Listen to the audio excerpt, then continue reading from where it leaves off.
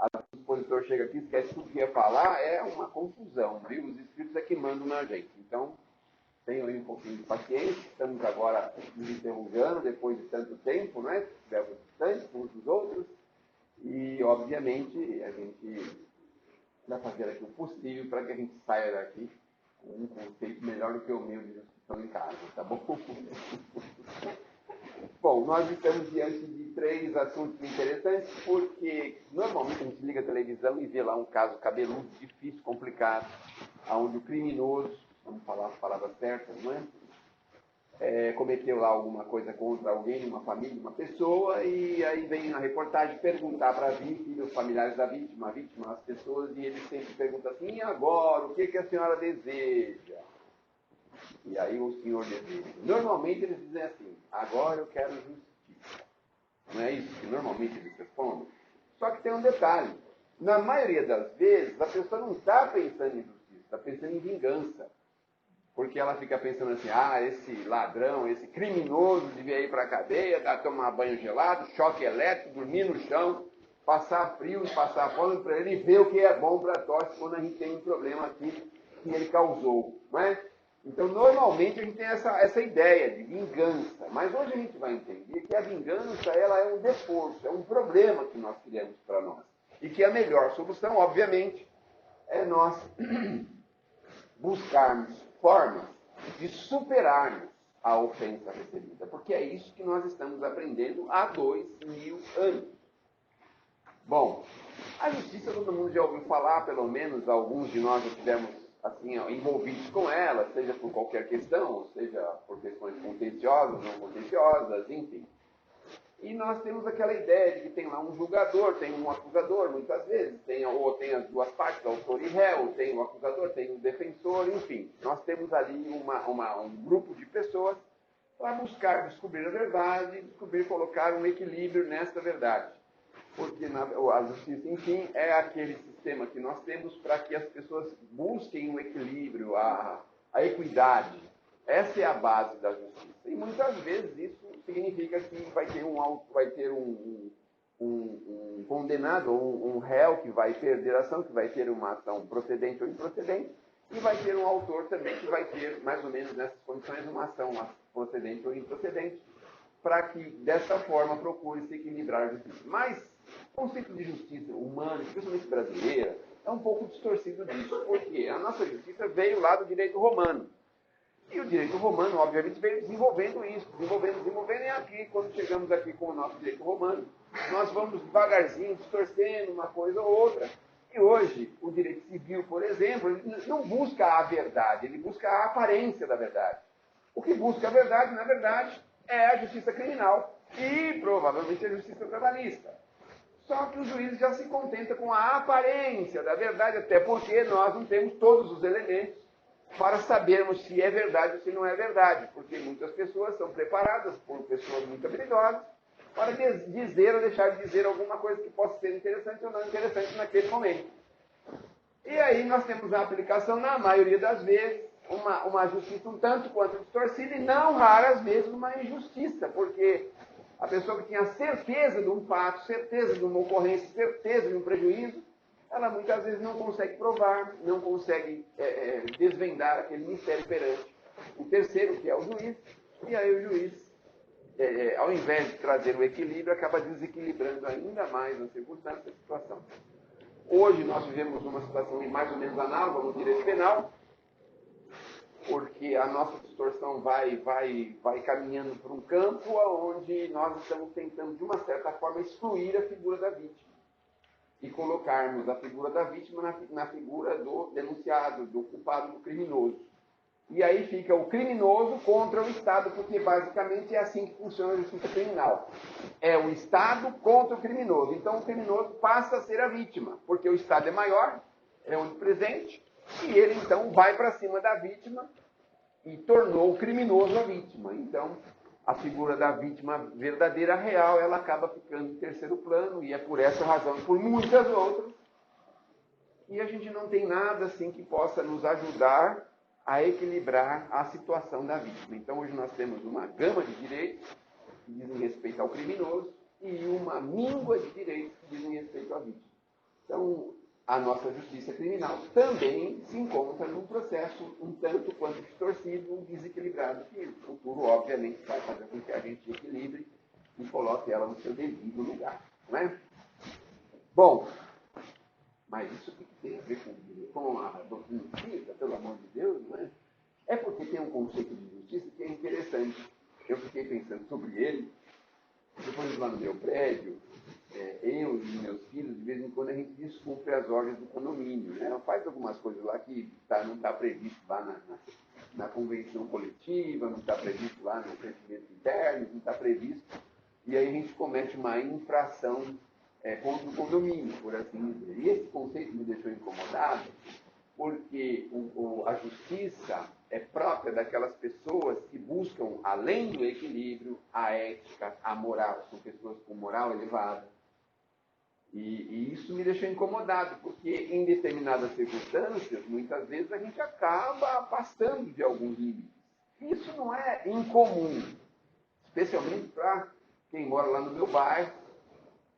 É mais comum aqui o conceito de ética, de justiça. Quem mora na Vila Mariana, na Chácara Clabim, já tem um conceito bem diferente, bem melhor, obviamente, né? Mas quem mora na Cachoeirinha, com Casa Verde, com Vila Nova, Cachoeirinha, o conceito de justiça é um tanto quanto diferente desses daqui. Então aqui está escrito lá no elevador assim, não, nesse elevador não ande com animais. Aí ninguém anda com animal. Se o outro elevador está quebrado, a pessoa vai de escada, mas não vai naquele elevador. Aí tem um conceito lá assim, não coloca o carro na vaga do vizinho. Aí a vaga dele tem um problema, ele não coloca na vaga de ninguém, ele põe no carro no meio da rua, paga o estacionamento, mas ele não põe na vaga do vizinho de jeito nenhum.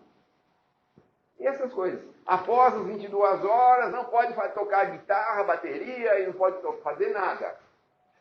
Aqui na Chácara Clabim em Vila Mariana, todo mundo cumpre direitinho, porque é um conceito muito maior de ética e de coisas assim. Agora, quem mora assim, um pouco na periferia, um pouco mais longe, o conceito disso é diferente, porque lá ainda não chegou essa lei das 22 horas, a lei do sil, a lei do silêncio. Então lá, 2 horas da manhã, 4 horas da manhã, então soltam fogos, fazem lá o carnaval, fazem as coisas que eles querem lá. E aí a gente fica pensando, mas meu Deus do céu, se o conceito de justiça é esse. Mas o que se refere a isso é importante nós sabermos, que diz respeito à nossa condição espiritual, moral e de elevação. Porque conforme nós vamos avançando na senda do progresso, o nosso conceito de justiça vai se refinando, vai melhorando. Olha que coisa legal.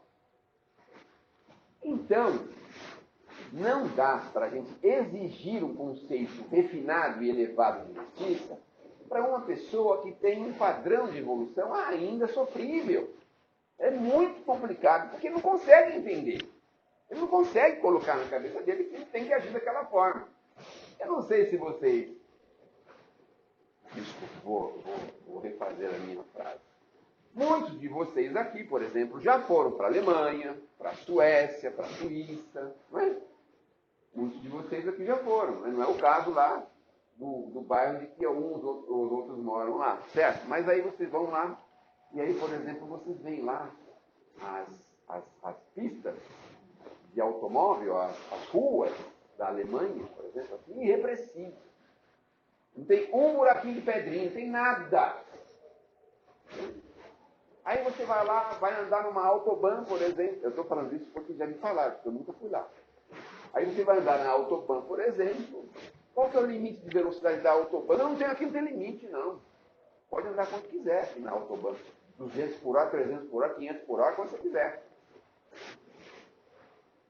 Então a gente vai percebendo um conceito diferente, né? Uma coisa diferente. Aí você vai para os Estados Unidos, por exemplo, o camarada pode andar com a arma no meio da rua lá, carregado com a arma, carregando a arma para onde ele quiser. Só que tem um detalhe, se ele tirar a arma para fora sem motivo, multa ou prisão. Se ele desferir um projétil, lascou. Se ele tirar a vida de alguém sem motivo, aí não sei o que acontece, não imagino. Então, a gente vai percebendo conceitos que são diferentes, de lugar para lugar. Eu não sei, aqui pode ser que alguém esteja aqui e possa estar pensando uma coisa que eu acho que eu estou captando essa mensagem aqui de algum custo. casou com o marido perfeito ou com a mulher perfeita? Alguém tem essa desdita, essa infelicidade? Porque deve ser a coisa mais chata do mundo você conviver com uma pessoa perfeita. Porque como a gente é imperfeito, a hora de tomar o café é 7h34. A hora do almoço é 11h59. A hora de deitar-se é 21h58.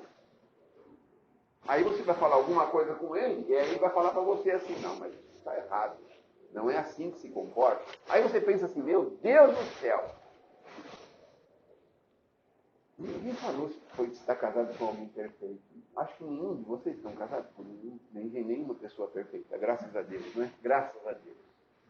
Porque se já pensaram as nossas deficiências, os nossos erros, os nossos defeitos, como é que seria? Como é que ia conviver com uma pessoa perfeita? Tem que ser outra pessoa perfeita. Isso não dá certo. Não dá certo. Conceitos de justiça que são diferentes. Mas conceitos diferentes. Dos outros. Aí vem a doutrina espírita e fala assim, mundos elevados, mundos regeneradores, mundos de prova e expiação, mundos primitivos. Aí nossa, e até é mundo de provas e expiações, é onde nós estamos. Vamos passar para regenerador daqui uns 500 ou 600 anos. Logo, vamos estar no mundo de regeneração. Aí vamos ter algumas pessoas um pouquinho melhores. E aí as pessoas vêm aqui na casa e falam assim, nossa, eu vi coisas maravilhosas da doutrina. Eu quero ir para um mundo perfeito. Aí a gente chega em casa e diz, eu vou me tornar perfeito nessa encarnação para me sair desse planeta. Aí vem a mãe da gente e fala assim, mas de que jeito? Se você não cumpre nem as leis de trânsito, como é que a gente vai para um mundo perfeito se a gente não consegue cumprir nem as leis de trânsito? Já pensaram nisso? Mas como assim? Não sei, mas eu estou calculando aqui que tem pelo menos 30% que já perdeu a carteira uma vez, pelo menos, nos últimos anos. Não vou pedir para levantar a mão pela descrição, tá certo? Eu queria começar por mim mesmo. Então, vamos começar bem, vamos fazer essa inscrição, tá certo? Então, vejam o conceito de justiça que vai se aprimorando, porque conforme a gente vai aprimorando, a gente vai melhorando esse conceito. Nós vamos começando a buscar limites mais corretos, mais redondos, mais em ordem. E isso faz com que a gente avance na senda do progresso. Olha que coisa interessante. Então, um dos objetivos que a doutrina tem é isso, é refinar o nosso conceito de justiça. Quanto melhor for o nosso conceito de justiça, mais fácil nós podemos ascender a nossa classificação espiritual e moral. Mais fácil. Então é assim, inventário é uma coisa que não acontece na Vila Chácara Clabim, nem na Vila Mariana, aquelas disputas de inventário, porque todos os herdeiros falam assim, não, não tem problema, eu fico com o lustre, você fica com a cortina, eu fico com a mesa e você fica com o chuveiro. A gente tem esses conceitos que são certinhos, não é mesmo? Eu fico com o carro, você fica com a caneta. Tem caneta que é valiosa. Tem canetas que valem muito dinheiro, tem muito valor. Então a gente não tem esses problemas. Aí o nosso senso de justiça vai melhorando, o que acontece? A gente não entra em disputas dessa natureza, porque não tem a menor necessidade. Quanto se arrecadou com tudo? 500. Então são 5, é 100 para cada e acabou. Ah, mas eu acho que valia 700. Você está falando 500 porque você está ficando com 200. Esse conceito para nós já fica ultrapassado. Porque a gente já sabe como lidar. Quando a gente vai trabalhar numa grande corporação, por exemplo, a gente tem aquele conceito cada vez mais refinado. Porque a gente sabe que ali a gente anda em limites mais estreitos. Isso vai ajudando a gente a lidar melhor com o nosso tempo, com o tempo que nós dedicamos ao trabalho. Nós vamos aprendendo a lidar melhor com isso. Há 500 meses atrás, por exemplo, você ia trabalhar numa grande corporação como o Banco do Brasil, por exemplo, E eu desconfio que os funcionários do Banco do Brasil quase quebraram o Banco do Brasil. Na época, o que eles levavam de clipes, elástico, papel, envelope, Radex. Sabe o que é Radex? Vocês sabem, né? Todo mundo aqui sabe o que é Radex? Deixa eu perguntar para uma pessoa. Você sabe o que é Radex? Não sabe. Olha, ele não sabe. Ó. Então, eu acho que vocês têm mais de 500 meses igual aqui. Radex, na época, era um carbono branco. O primeiro trote que eu levei no banco foi esse, carbono branco. Vai buscar para mim um carbono branco. Falei, meu Deus do céu, carbono branco.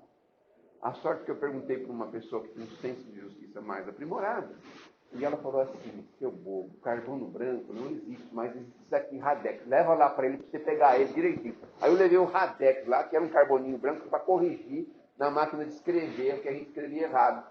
Aí você punha o Radex lá, batia a letra errada lá e corrigia, punha a letra certa no lugar, né? E aí, graças a Deus, não paguei esse mico, mas... Então, hoje, por exemplo, as pessoas já não estão interessadas mais nisso. Mas naquele tempo tinha uns interesses assim que eram estranhos. Aí o banco dava, por exemplo, o bandejão. Aí a pessoa ia lá almoçar, levava bife de frango para comer à noite, levava não sei o que para comer no outro dia, era fim de semana, então levava fruta, banana, o que tinha lá. Era uma coisa impressionante. Graças a Deus o Banco do Brasil sobreviveu a isso, né? Mas depois vieram outros sensos de justiça diferentes, bem diferentes, né? Porque eu ouvi falar que se a gente não reprimir o menor, a gente cria um potencial para ir para o maior. Olha que coisa interessante.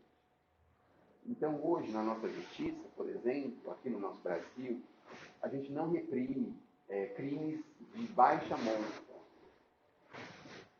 Assim, tipo assim, agressão física, invasão de domicílio, sem outra consequência, pequenos furtos, né? Só que aí a pessoa tem a sensação de impunidade, o que acontece? Ela começa a avançar para crimes de maiores montas. Veja só.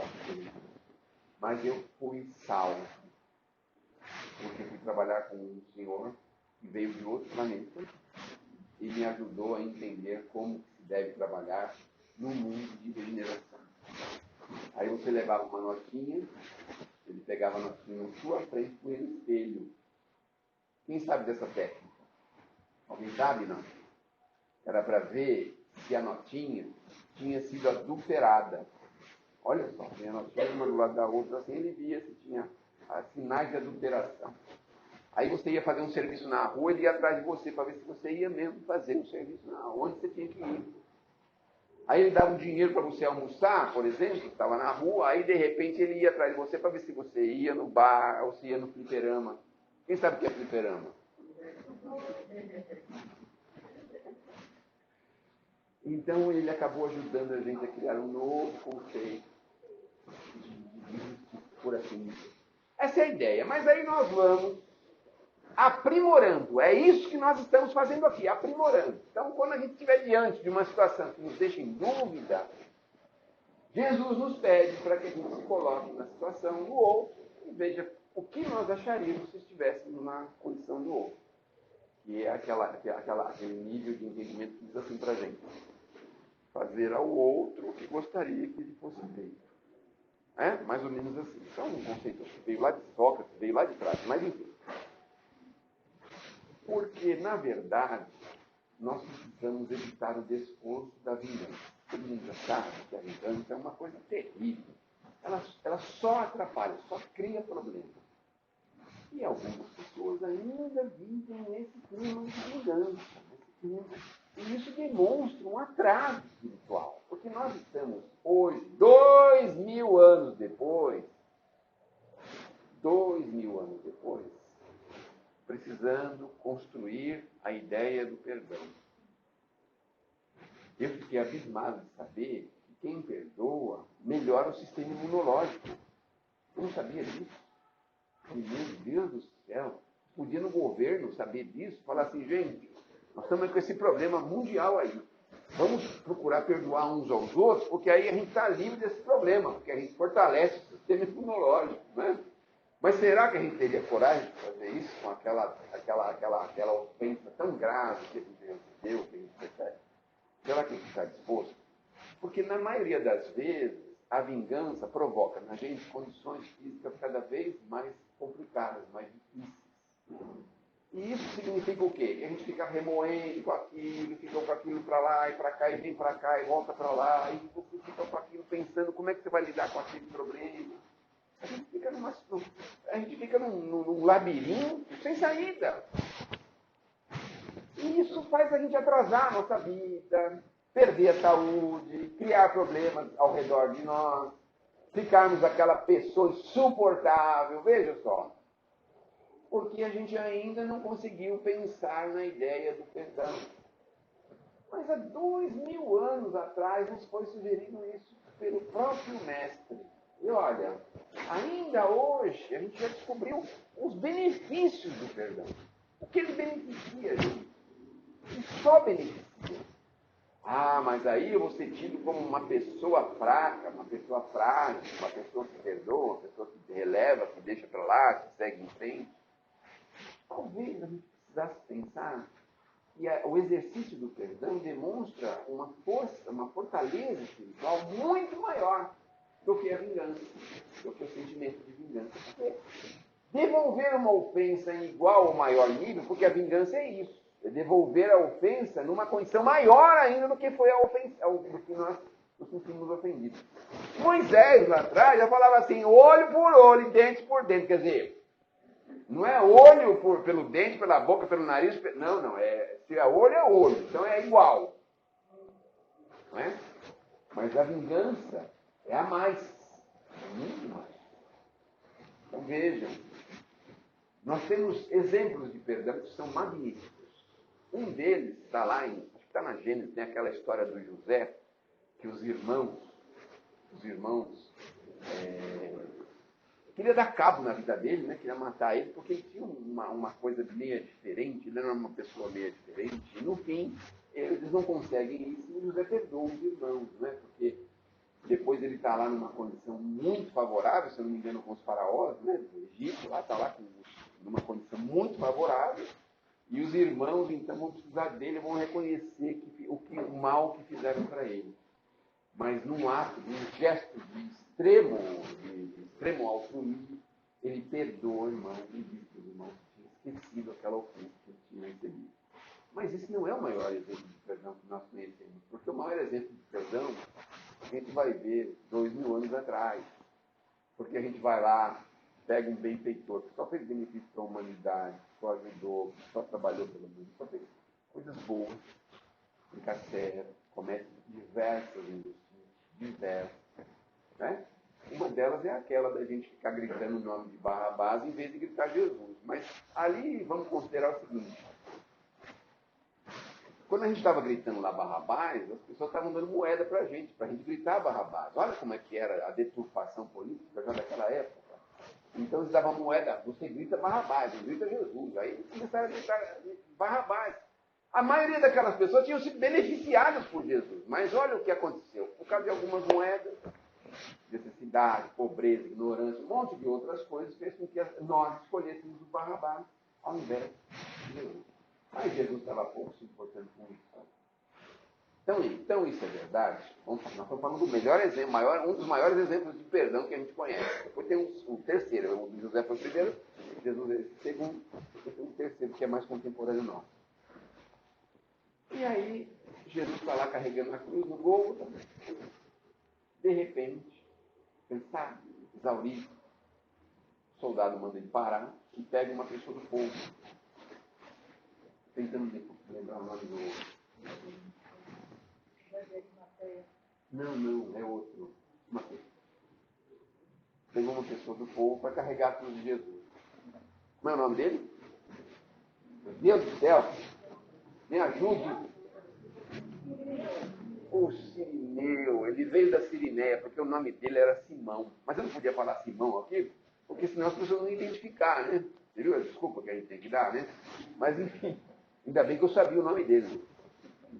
Aí chama o Cirineu para carregar a cruz, sabe o que acontece? O Cirineu tinha ido lá para pedir a Jesus uma ajuda pela filha dele que estava doente. Quando ele chega lá e vê aquela confusão, e vê Jesus sendo crucificado, carregando aquele troço, falou, meu Deus do céu, e agora? para mostrar que Jesus não estava envolvido naquele problema, sabe o que aconteceu? Ele foi pegar a cruz e falou: Senhor, Senhor, a minha filha. Foi pedindo para Jesus naquela hora. Pegou um pouquinho da cruz, seguiu um pouquinho com a cruz, daqui a pouco estou dando ele parar e vem Jesus de novo. Aí Jesus fala para ele: pode ficar tranquilo, vai para sua casa, só fica bem. Vozerio, carne, os parados, gritaria. E Jesus ainda alcança a filha do Sirineu, a filha do Simão Sirineu, lá na casa dela, e atende a aflição dele.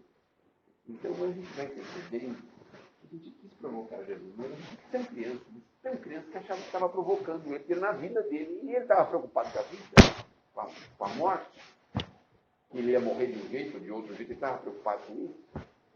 Demonstrou aquela preocupação lá, Senhor, né? Eu não gostaria que fosse assim, mas se tiver que ser assim, que seja feito por vontade, que o cálice se demandando sobre mim, então é aquela coisa. Bom, aí nós vamos ver o gesto extremo, que é lá na cruz. E aí aquele pessoal naquela confusão, naquele burburinho, naquela situação complicada, e aquele de falar: Senhor, ô Pai, tá vendo aí? Olha meus irmãos aí, olha o que eles estão fazendo. Tem cabimento, Senhor. Tem cabimento. Estava pensando, ele não estava falando isso, porque não foi registrado isso. Estou entrando no pensamento dele. Tem cabimento? Olha só o que eu estou fazendo. Eles acham que vão matar meu corpo, vão resolver alguma coisa. Estão achando isso, vão tirar minha vida. Resolver. Olha só. Senhor, tem compaixão deles. Perdoa, Pai. Eles não sabem o que fazem. Não foi isso que você falou, né? Nossa, não sabe o que faz. Porque naquele momento, se Jesus fosse vingativo, como a gente é de vez em quando, não é sempre, de vez em quando a gente é. Os benfeitores amigos já declararam que ele tinha o poder de reiniciar o mundo, dar um reset. Reset é o nome certo? Dar um reset e reiniciar o planeta. Por quê? Porque vieram nuvens e mais nuvens de espíritos do céu, se acomodaram perto de Jesus, esperando uma ordem. Vamos ver o que ele vai falar. Vai falar: sabe o que eles estão fazendo comigo? Eu só fiz o bem para esse povo, só fiz. Não. Vamos começar de novo. Tanto é, descreve-se no Evangelho, o medo que eles ficaram, quando começou a vir um vendaval, uma escuridão, um negócio. Meu Deus do céu, o que vai acontecer? Esse daí realmente era um filho de Deus, porque nós estamos lascados agora, nós vamos fazer mal para ele e agora, né? Mas aí Jesus fala: perdoa, Pai, ele não sabe, Pai. Né? Continuou, deixou do jeito que estava. E aí nós temos esse exemplo de perdão. Aliás, na oração dominical ele fala: perdoe, assim como nós perdoamos. A gente não tem muita familiaridade com o perdão, não é? Nós temos outros tipos de familiaridade. Mas se a gente observar essa oração dominical, a gente vai ver que é um pedido muito sagrado para todos nós. E é um pedido que vai fazer com que a gente possa viver cada vez melhor, com qualidade de vida. Porque eu posso dizer a vocês que enquanto houver alguém desferindo um projeto contra outrem, nós ainda vamos viver no conflito. Porque as leis de ação e reação funcionam. Mais tarde, aquele outro, se não perdoou, vai voltar para desferir um projeto contra nós. Mas ele não nos conhece, então ele vai desferir um projeto, não sei para quem, e vai cair na gente, vai ser um projeto perdido. Olha só como funcionam as leis da criação. Liberdade, porém, responsabilidade. Então, enquanto isso acontecer, a gente ainda vai ter esse problema. Esse problema de ter que voltar, e ter que corrigir, ter que melhorar, e ter que ser melhor. Porque nós precisamos dessa máxima maior que é o perdão. Mas a ofensa foi muito grave contra mim. Foi muito grave.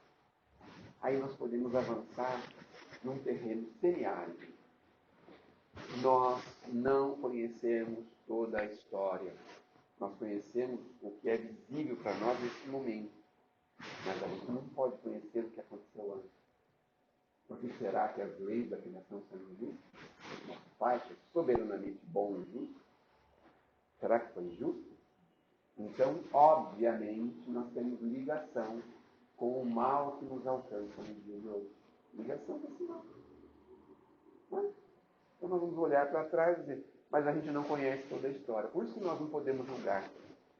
Não julgueis, não julgueis, porque a gente nunca vai conhecer toda a história. Eu vejo assim que, de vez em quando, a gente tem aquele ímpeto, né? Sabe, se posicionar diante dessa daquela circunstância, mas a gente não conhece toda a história. Porque o que liga vítima e ofensor são elos invisíveis, na maioria das vezes, no passado. Na maioria das vezes. A gente cita diversos casos que os espíritos já disseram, mas tem um caso que é muito forte. Pode imaginar. Quando ela contar esse caso, quando eu voltar. Conta agora. Conta agora. Melhor contar agora. Melhor contar agora. Vamos contar agora. Grande circo americano no Rio de Janeiro, na década de 60, se eu não me engano. Aí, um palhaço muito chateado lá com o dono do circo vai lá e bota fogo na casa do dono do circo, mas a lona é combustível. Vai para o circo inteiro e lá tinha uma apresentação com, 500 pessoas. Um vozerio, um corre-corre, um pisa-pisa, sinal de morte, tristeza, queimadura. Olha, o pitangui, todo mundo já deve ter ouvido falar, quem tem cabelo branco. Os meus exemplos estão ficando meio ultrapassados, viu? Estou ficando preocupado, viu? Porque falar Pitangui, a maioria não sabe quem é o Pitangui. Vamos ver se todo... Quem é que não sabe quem é o Pitangui? Vamos ver se está bom o meu exemplo ou tá bom. Você também não sabe. Mas você também não sabe. Você também não sabe. Cirurgião plástico, que ficou muito famoso, não é? Ele inspirou um outro cirurgião que também ficou muito famoso, chamado Osmani Ramos, mas o Osmani cometeu diversos crimes, ficou preso. Aí fugiu da cadeia, pôs uma Tereza lá, aquelas coisas que desce assim, fugiu da cadeia, falou, meu Deus do céu. Mas olha, o Ivo Pitangui ficou muito famoso porque ele se dispôs a fazer microcirurgias e cirurgias para esses queimadinhos, que eram a maioria deles crianças. Falei isso numa das palestras, e uma senhora levantou a mão e falou, olha, eu tive uma irmã que levou o filho, ela saiu lá do Rio Grande do Sul e foi para lá. Aí, naquele momento, para nós é uma coisa absolutamente injusta. Como é que pode? 500 crianças envolvidas nisso? 300, 500 crianças envolvidas nisso? O que essas crianças fizeram? Mas aí veio uma resposta do plano espiritual, remeteu a gente a 300 anos ou 400 anos depois do Cristo. Quando os romanos levavam os cristãos para o circo. Já devem ter ouvido falar isso também. Leiam as obras lá do Emmanuel, há 2000 anos, 50 anos depois, renúncia, tem muita informação dessa. Um determinado senhor, que era um governador romano, ia passar por uma cidade e eles queriam apresentar, fazer uma apresentação muito boa para ele, impressionar ele. E aí chamaram uma assembleia e começaram a perguntar para as pessoas, o que nós vamos fazer? Vamos fazer... Ele está cansado do circo romano, né? Ele põe os cristãos lá, os bichos vão atrás dele, ele não quer saber disso. Aí uma alma iluminada, pelo comburente do amor, né? Assim, e se a gente pegasse crianças, embebesse elas em óleo comburente, pusesse fogo e mandasse elas correrem das feras? Aí isso pode ser uma boa ideia. Olha só. Aí veio um outro esperto lá e falou assim, mas como é que nós vamos fazer isso? A gente fala para as famílias que o governador vai dar um presente para as crianças. Olha só. Aí foram lá e trouxeram as crianças. Quando eles chegavam onde tinham que chegar, prendiam as crianças. Os pais, a mãe, criança, às vezes mãe com 2, 3 filhos. Aí puseram eles comburentes, puseram eles no circo. O governador ficou todo feliz. E quem eram essas crianças de hoje? Esse grande circo americano? Aquela assembleia nefasta que decidiu fazer isso com aquelas crianças, porque eles passaram mais de 1000 anos e não conseguiam apagar essa falta. Tinham reencarnado diversas vezes, já tinham vivido grandes dramas, mas essa falta eles não conseguiam apagar do disco rígido aqui da nossa memória. Não conseguiam apagar isso, não conseguiam ter um motivo de elevação para superar isso. Não conseguiam de jeito nenhum. E aí qual foi o pedido? Reunir o grupo para que eles sentissem na pele mais ou menos o que aquelas crianças de 1000 e poucos anos atrás sentiram. 1500 anos atrás sentiram. Dessa forma, eles resgataram essa vida, excelência da criação. Mas isso a gente fala na casa espírita, com todo respeito, obviamente, mas aqui a gente consegue uma certeza. As leis da criação são absolutamente perfeitas.